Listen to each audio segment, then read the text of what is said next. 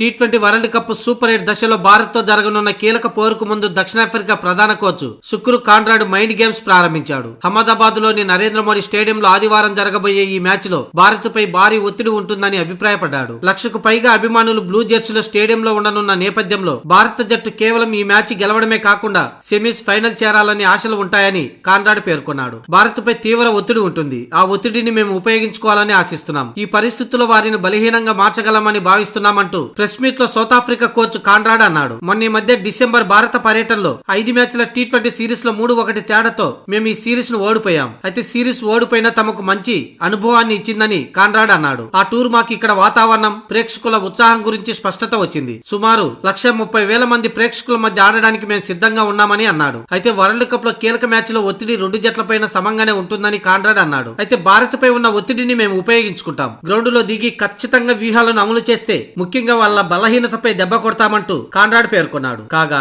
అహ్మదాబాద్ లోని నరేంద్ర మోడీ స్టేడియం వేదికగా ఆదివారం జరగబోయే ఈ మ్యాచ్ కి అంతా సిద్ధమైంది. భారత కాలమాన ప్రకారం రాత్రి 7 గంటలకి మ్యాచ్ ప్రారంభమవుతుంది.